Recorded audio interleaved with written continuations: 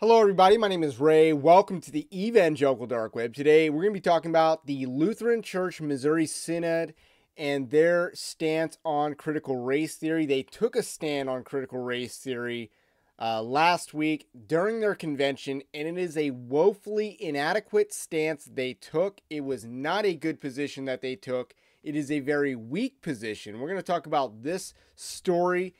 And no one is really talking about the Lutheran Church Missouri Synod and their convention that just took place. So I'm happy to be the first one outside of the LCMS to really talk about this story. And again, it is more of the same that we've seen from other denominations. The most obvious comparison is the Southern Baptist Convention, which has never condemned critical race theory, despite the fact that it was one of the most pressing issues at multiple SBC conventions, yet they never condemned it.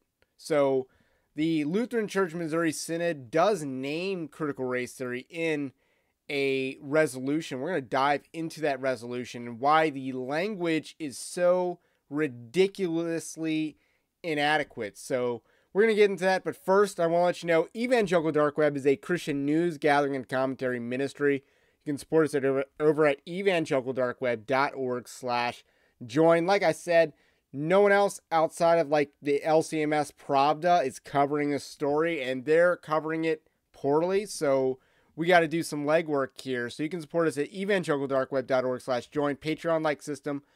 We also have a free Evangelical Dark Web newsletter. Check that out as well. Bypass big tech censorship.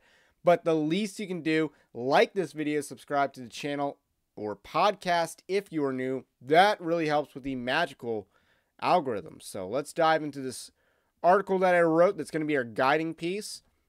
So the LCMS Synod took place last week. They had a convention, received very little outside coverage. Some of the notorious dissidents were commenting on the situation as it went down. We're going to make a reference to them a little bit later on, but needless to say, not a whole lot of attention got given to this and the story that we're about to cover. The 68th convention of the LCMS met and passed a resolution rejecting all forms of racism. While this seems innocuous, they have passed 36 resolutions on racism to date. And I'm not even sure if that includes all the resolutions on racism that were from this convention. That's just a quote from the reporter, the LCMS reporter, which is their Pravda. So that's according to them. 36 times in 68 conventions. So that's pretty excessive as far as, market share and mind share of what the conversation is at the LCMS.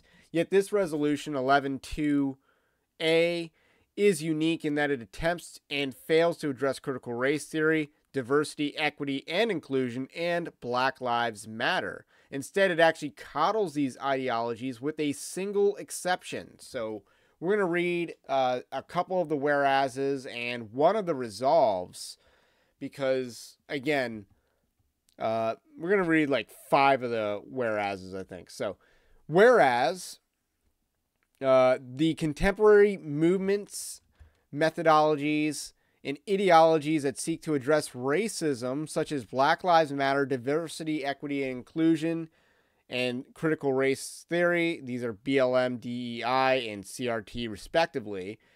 And whereas BLM, DEI, and CRT are multifaceted and include controversial aspects and theories as well as some explicitly unbiblical tenets, and whereas elements of BLM organizational philosophy, certain DEI policies, and some proponents of CRT often divide people on the basis of race and may therefore promote another form of racism. And whereas, here we get the switch. I want you to pay attention to how qualified the statements on cultural Marxism were, and then watch us talk about the whole white supremacy, so white people racism. Whereas additional contemporary ideologies and movements such as Nazism, white supremacy, and white nationalism espouse unbiblical aspects, theories, and tenets. And whereas Nazism, white supremacy, and white nationalism divide people on the basis of race, therefore promoting racism. And that's the last whereas we're going to read. So you see the issue. When it comes to critiquing or addressing critical race theory at all, the kitty gloves are on. The critiques are insanely qualified, but when it comes to addressing contemporary, movements like Nazism, really?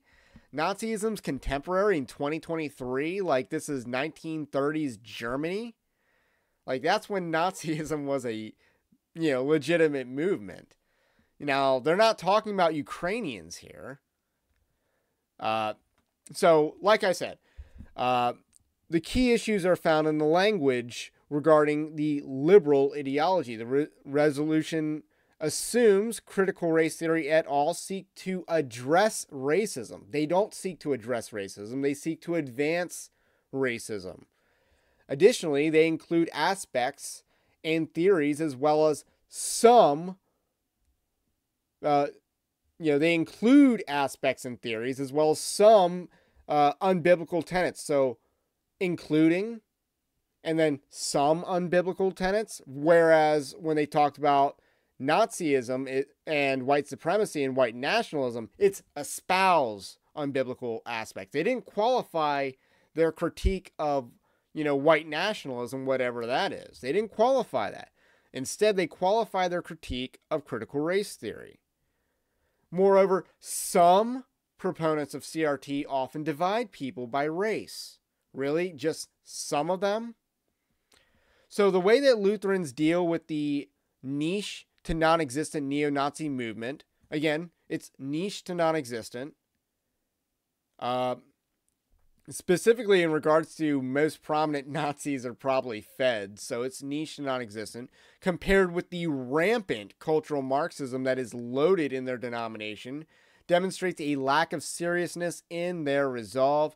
Neo-Nazis have no ability to carry out their racism, but cultural Marxists have been successful for decades. Yet the more prominent threats get the kid gloves treatment because the LCMS is so afraid of being called racist that they've apparently had 36 resolutions denouncing racism in 68 years. So now let's read the resolve.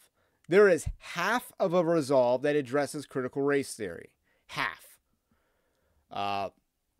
It says the whole resolve. I'll read the whole resolve. So, resolve that the Lutheran Church Missouri Synod rejects any doctrine that or ideology that teaches the superiority of one race, ancestry, or nationality over another.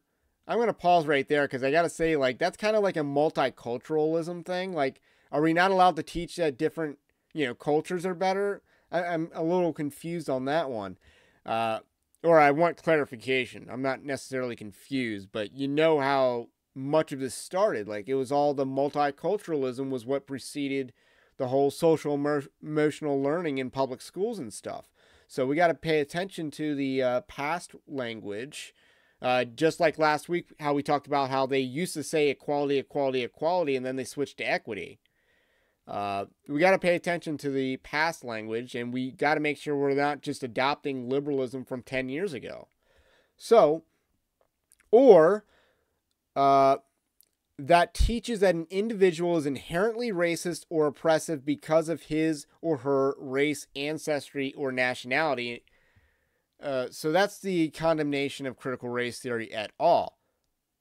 Inherently racist or oppressive because of his or her race, ancestry, or nationality. So inherently, that's a key operative word there. That's actually a pretty qualified statement as well, inherently.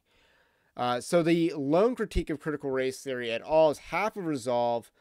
A cultural Marxist could easily sidestep this by saying not all white people are racist because some are sufficiently anti-racist. Remember how critical race theory teaches that, in order to not be racist, you must be anti-racist. Well, not all white people are racist because some are now anti-racist. They followed the program and now they're no longer racist. So Thus, white people aren't inherently racist anymore because some of them can be cured.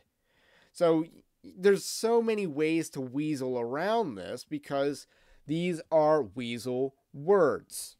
These are not adequate critiques.